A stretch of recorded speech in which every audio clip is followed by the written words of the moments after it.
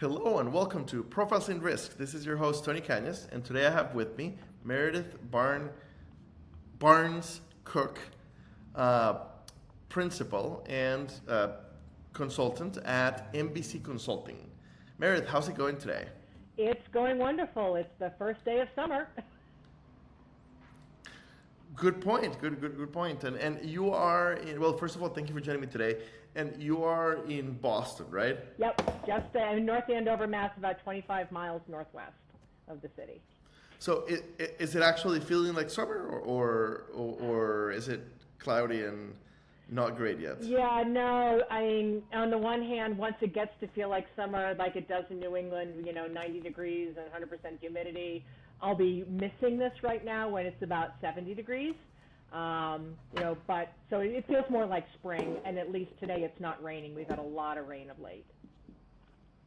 Gotcha. I recently spent 9 days in New England, between Boston, Vermont, New Hampshire, and Maine, and a little bit of Montreal, and it was just beautiful. It was so beautiful, and I like in love with the area, but everybody told me like you were extremely lucky with the weather. Like this is the very best weather, like the best week of the year. I think we're getting the payback because we got very little snow this winter. Okay. We should be grateful to Mother Nature that she's making up the water delta, so we won't have all of these watering shortfalls and things, and the more agricultural issues that will hit over the summertime. But I'd rather it happened overnight as opposed to being on the highway and then the torrential downpour hits and you have to pull off on the side of the road. Oh wow! So Yeah. really bad rains. Yeah. Okay. Last week I was heading to an insurtech corporate event with a former colleague, and luckily I made him drive because otherwise we would have been sitting on the side of the road for the rest of the evening. Wow. Okay. So we always give the guest a chance to give the elevator pitch, and today is since you're in a little consulting firm, it's a little bit more of a career chat. But what is MBC Consulting? Really, MBC Consulting is whatever any industry that is in or heading towards the insurance industry would need it to be. I spent 33 years at Liberty Mutual. I always say I started when I was 5, which of course is not true, but I like to say it. And I had a chance to work across all lines of business and the entire value chain. And I learned a lot along the way because the company kept giving me great opportunities to work on new things, a lot of things that hadn't previously existed. And then I spent almost 3 years at Usher, which is a AI-powered conversational automation platform. And I really learned from the outside in about, the level of industry knowledge you need to have to really successfully sell and grow within and to the industry. And to slightly misquote Chuck Johnson, who's the CMO at Fineos, as he said last week when I saw him, he said, to positively disrupt the industry, you need to understand it. And so that's what Absolutely. I can bring into any organization is understanding the industry at a very high level, very macro lens, or to really get into the granular details of, so how does an insurance company go to market to come up with a new proprietary insurance product? And what its role does technology and people and process come into the mix, or what goes into handling a claim? I can kind of go deep, I can go high level, or kind of anywhere in between. Okay, and such a great comment, the how to disrupt comment, because the first wave of insurtechs we saw 7 or 8 years ago were the exact opposite. They were basically tech hammers looking for an insurance nail, and they were privately saying things like we're going to put State Farm out of business in 5 years, and publicly saying things like the insurance industry has been screwing clients for 230 years, like Lemonade put on the top of taxi cabs in New York 5 years ago, and they found out. that it's a lot more that yes, we have old technology and we're conservative in the way we underwrite, but there are reasons for what we do, And it's not a simple industry. I mean, we definitely need better technology, and we're investing in it. But it's not a simple it's not a simple industry because we don't know the cost of goods sold when we sell it. Sometimes not for years, sometimes not for decades. Yep. And that is a very unique, even compared to the rest of the financial services, which we kind of get tied in with, right? Like a lot of the government stats for the industry are insurance and financial services. We are radically different from the rest of financial services. Yeah, yeah. And I've even seen it when Elon Musk came back in for his second go-round into auto insurance, and the same type of, oh, we've got this all figured out. And then about a year later, I remember seeing one of his blog posts as he was trying to get like his 7th or 8th state approved. Like, man, this is really hard. And it's like, yes, grasshopper, it is. I mean, insurance is, I think it's a wonderful industry, but it's not a short-term play, and it's not for the faint of heart. And for every amazing thing that you're going to achieve, there's a lot of behind the scenes, really like holding your breath and crossing your fingers, and a lot of patience and a lot of perseverance. Okay. So I'd love to hear about your time at Liberty. So I'm assuming that before landing at Liberty, that wasn't the plan. The plan wasn't, I'm going to go into an insurance company and spend 35 years there, right? Like kind of when you were going to college. It was my plan. Believe it or not. It was. Yes. So is your dad an agent, or how did that happen? When I was in college and even in high school, my late stepmother worked in the guidance office and at the high school, and she always got the good summer job opportunities. And I got the family advantage. If anything that looked really promising went into her desk drawer until she talked to me next. And one of them was at a local agency in my hometown in Needham, Massachusetts, Barry and Farrell agency, and they were looking for, when I was in college, for summer help. And I previously been working at a vending company making sandwiches, so she thought maybe this was an interesting career shift to a different direction. And so I worked at that agency for a few summers and as well as my winter breaks. And I loved it. I mean, first of all, I loved the people. They were an amazing, it was two families that came together and started this business. And they let, teenage me pretty much do anything that I was capable of doing, from processing new business applications to handling claims, billing, policy changes, going to the registry and getting plates, whatever they needed done. And I really loved, there was something about the claim process that really resonated with me, because every claim required me to pause and think. Okay, so, who is this? Kind of what happened? What was the result of what happened? Now, what type of insurance do they have? With what insurance carrier? And all of those factors had to come into play, I guess we'd now call it analysis, for me to decide what's the next step I take. And it was, whatever I was doing, it was meaningful. I was helping solve a problem. No matter the magnitude of it, I was doing something meaningful to solve a problem, to provide service. And so I kind of caught this claims bug. So when I was in college, senior year, Liberty Mutual came to the guidance office to do mock interviews. And then I went back to the company, had my real interview, I think it was April 4th of 1986, dating myself there. And I had my real interview. The fact that you remember the exact day is amazing. I know. It's an insurance nerd thing, probably. And I got the job offer on the spot, and and I was hooked just from that point onward. Okay, so but you didn't major in risk management and insurance. I'm guessing the school didn't have it. No, and there were very few programs psychology back then. Psychology. Not that had anything to do with it either. I went to college to grow up. I mean, really, to really become an adult and kind of figure myself out. And I loved psychology. I loved American political science. I thought maybe I'd become a lawyer, and then decided I didn't want to go to school anymore. So I kind of set that aside. Okay. So at the end of college, you knew you wanted to go into insurance. Why a carrier and not back to the agency? I think we had friends and neighbors who worked at Liberty Mutual. It's it's kind of one big happy family. And so I knew it was a great company. And, I had friends, my parents' best friends, the husband, he'd had his entire career at Liberty Mutual. So it had such strong references. We just had so many friends of the family that had worked there a long time.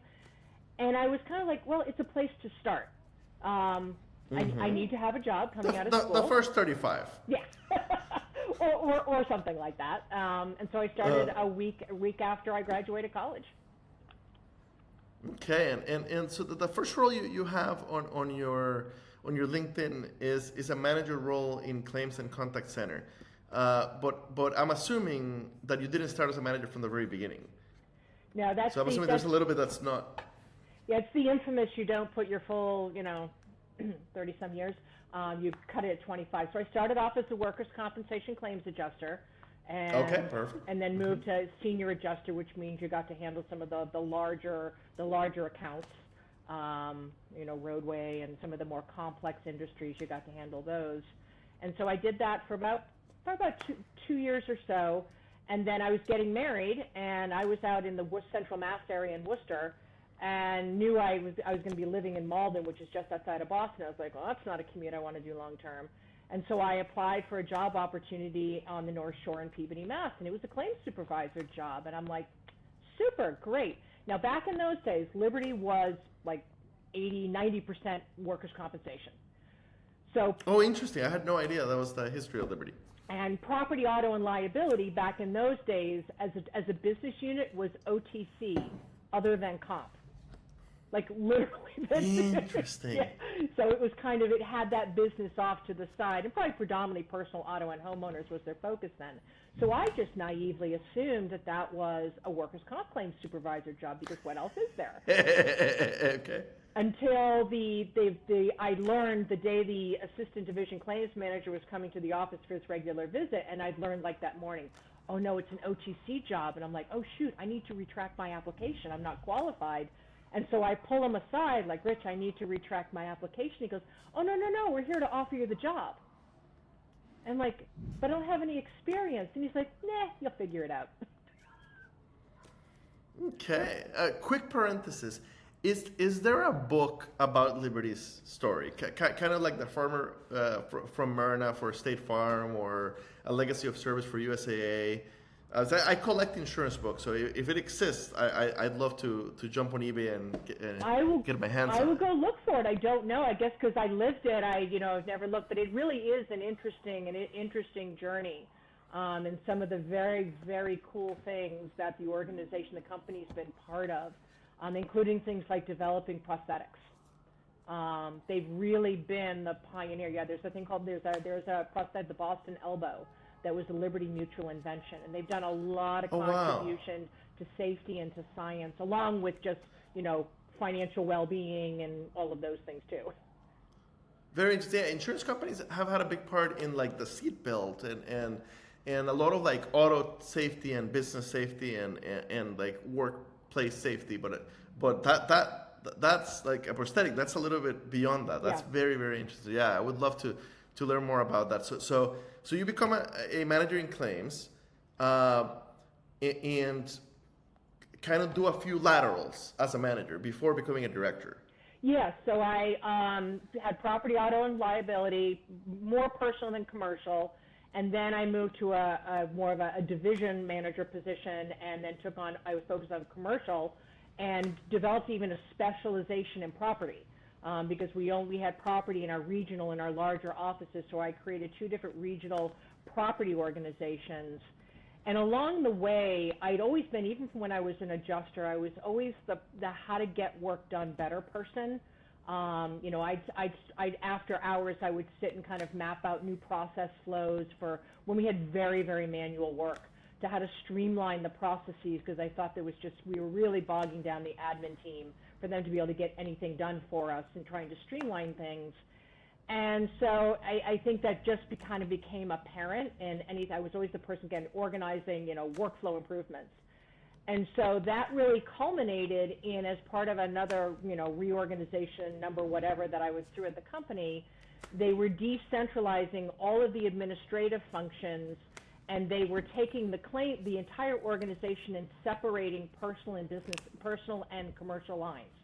And I was in the claims department, and so what I got picked to do is build a whole new claims support structure for the organization, all new departments, new roles, new processes, tested in New England.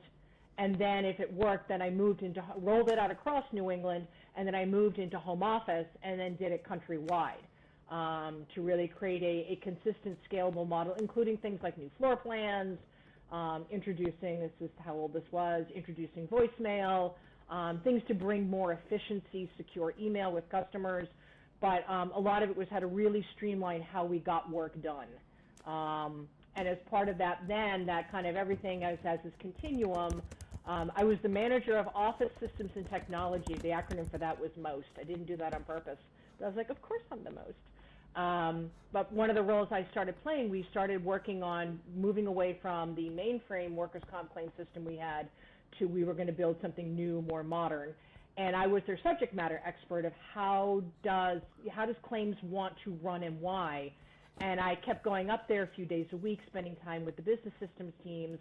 And the manager at that time, who's still one of my dearest friends and my mentor for life, whether or not he likes it, he said, you're coming up here all the time. Why don't you just stay and run some of this? So I always say that was my sideways stumble into business technology, the business side of technology. And so that went from workers' comp claims. I took on property liability claims, new systems call center. I led Liberty Mutual's first customer-facing interaction with policyholders, which was first notice of loss, of course. And we turned that into both a customer-facing and a call center solution. I had managed care solutions for a while, and again, some pioneering solutions of automation with the independent medical examining. And then, a really interesting pivot was, for a while, I was responsible for loss prevention. And that was absolutely amazing. Loss prevention was one of Liberty Mutual's true differentiators in the marketplace. And they, as a former middle market underwriter, I can vouch for Liberty's loss control is absolutely fantastic. Yeah. And when I was in claims, shame on me, I didn't really understand what they did, except they were the people I called when I had a furnace puffback to come in and tell me if I had a viable subrogation action, just like I would call the auditing people when I had, a theft claim at a business to audit the books. But I really didn't understand what either organization did. So we used to call, sadly, loss prevention, we called them leisure patrol.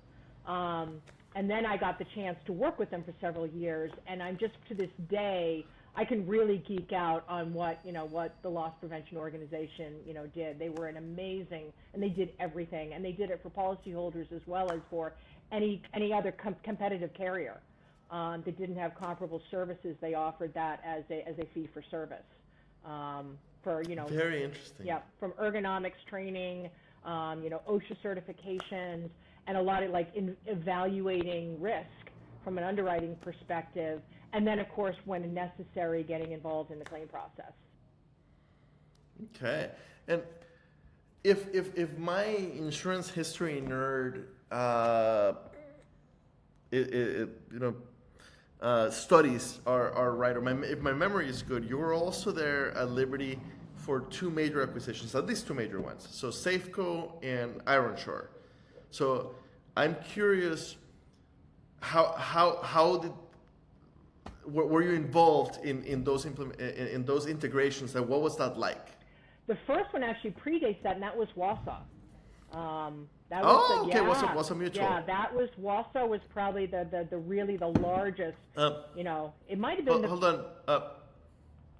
Nationwide had owned Wausau for a while, right? Before they sold it to Liberty. Yep. Do I have that correct? Yep. I remember that, and Nationwide didn't know what to do with it. I came from Nationwide, and I wasn't there at that time, but it's infamous for the worst company Nationwide ever had and had to spin off. Because they really didn't know what to do with it. And it was perfect. I mean, there's so many wonderful things I can say about Liberty Mutual, and one of them includes that the leadership team there was always ready to make the gutsy moves to propel the organization forward, even if from a distance it didn't seem to make sense. And that pivot was in part kind of rounding out, along with some other savvy acquisitions, eventually including Safeco before that, Peerless, Ohio Casualty, Indiana Insurance. Liberty had historically been a direct selling only entity. And they watched the world, and the world was shifting, and they were realizing there was a whole agent distribution channel they couldn't tap into. And they could have it and create their own, or they could look strategically, geographically, for those organizations that were good candidates for acquisition that had the right book of business. And it wasn't just, because Liberty was really passionate about, they're not competing on price, they're competing on service. So they're looking for those customers that are coming in for the long haul, for the long-term relationship and the value that comes when you get to really collaborate together to get to better outcomes. And Wausau culturally absolutely had that in spades, without question. It was who they were. You could see it in their advertising, USA in the middle. I mean, they were really that kind of really heartfelt culture. And that was a really good fit along with some of these other entities. And they created a separate business unit called, originally I think it was Regional Agency Markets, RAM, and then it became the Regional Companies Groups. And they created their own business unit, and they were the agent distribution channel, and Safeco became part of that. And then I was part of, okay, this has all been lovely. Now the buying appetite shifted, and people went from saying, I want to buy from Ohio Casualty, I want to buy from Liberty Mutual. And we're like, well, you are. They're like, no, not in the footer, in the header. And it became that the brand power of Liberty was starting to take a different dimension, and maybe in part with some of the other competitors in the P&C space that were becoming big on that singular brand. So I was part of that whole restructuring of, how to kind of take those things, split them personal, commercial, and then hand them over into very different entities. But it was a challenge because it was, and I talked about this a lot with my teammates at Usher, is I said the more sub-ecosystems of technologies you see behind the scenes of policy underwriting, billing, and claims systems, the savvier that organization has probably been in growing through acquisition, because when you get the book of business, you get not just the customers and the revenue, you get their technology. And even though they're all writing, say, commercial auto, they're not the same product. If you start putting them side by side in terms of the forms, the endorsements, the versions, the rules, the rating algorithms, they're different. And they have to stay different. You can't collapse them, and the regulation will not let two different underwriting companies within the same carrier literally sell identical products. They're like, interesting. I did not know that. Yeah, because they're trying to make avoid monopoly, and in those different products. And there's a lot of legwork to consolidate those products. So if each of those individual versions of, say, property or whatever it might be are each making you money, why would you spend years and an exhaustive amount of regulatory cost to collapse all of that? You'll have fewer, but you won't be any better for it. So that's a lot of why behind the scenes you'll see what another company gets the credit for saying. You'll see the spaghettiware is it's all business explainable, even if it's not a challenge. And then going through, when we sat back with Wausau, and every time you do this, you do have to say, okay, are any of these systems truly redundant? Maybe your underwriting solution, maybe you can consolidate those, because those are not, those aren't really kind of the regulatory element. Those are more the discretionary business strategy, target account solutions. Maybe you can collapse those, but you may never be able to really effectively collapse your policy system. And if you can't do that, you may not be able to collapse your claims systems into fewer. Okay. It's a lot. So I'm learning a lot here, which is awesome. So you have this great adventure through Liberty, and the very last stop, the Global Risk Solutions Technology, the last couple of years. What were you doing the last couple of years? What was that like? Yeah, that was before that. I was leading the business tech. We always had business technology leaders, and we were on the business operations side, and we were responsible for everything. We were the business owners, maybe we say like the chief product owners of a given function. So we owned the lights on day to day, make sure everything's running, working with IT very closely, and then we also drove the big strategic development. And then Liberty went through, starting in 2016, 2017, started saying, we're going to go to agile transformation. We're going to start operating as an agile organization, including our technology. And as part of that, these business technology teams kind of no longer exist. They don't exist in an agile world. You have cross-functional teams that bring your business product owners, your Scrum Masters, your software engineers, your QA, you bring it all together under these cross-functional, highly autonomous teams. And so they were going down that road, so they eliminated the groups like that I've been part of. But as we looked at it, we were like, okay, so this is amazing, but we still have a business to support. We still have a business to run. And in the Global Risk Solutions, which was the large commercial risks, at least this was the U.S. footprint, we had over 500 systems and tools in use that needed to have a team of people to answer the questions of how do I ...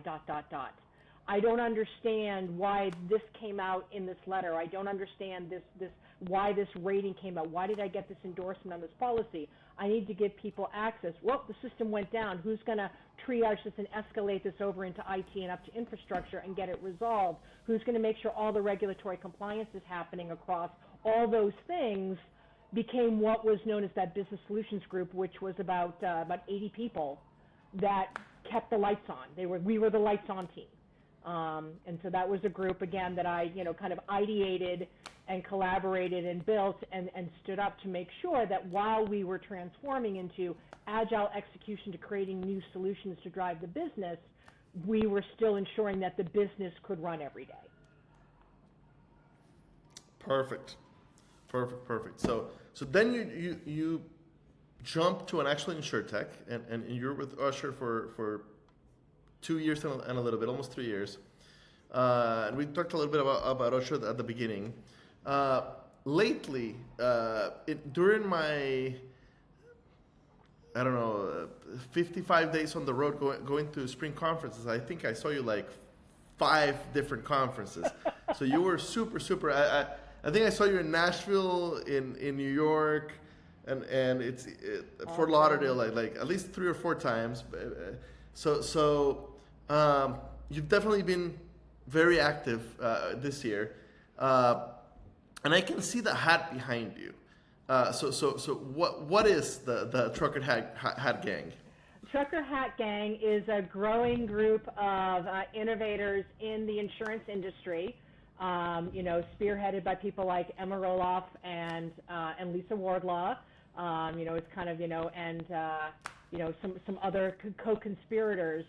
And we're really just trying to create a different tone of voice of how we think about change in the industry, including, full transparency, making sure that we, in all dimensions of what diversity, equity, and inclusion and belonging look like, that's a key part of all that. That's essential. So important. So is the leadership of this informal group, is it all women? Yes. We have quite a few allies. We have quite a few allies in the mix. I'd say it's a pretty flat organization.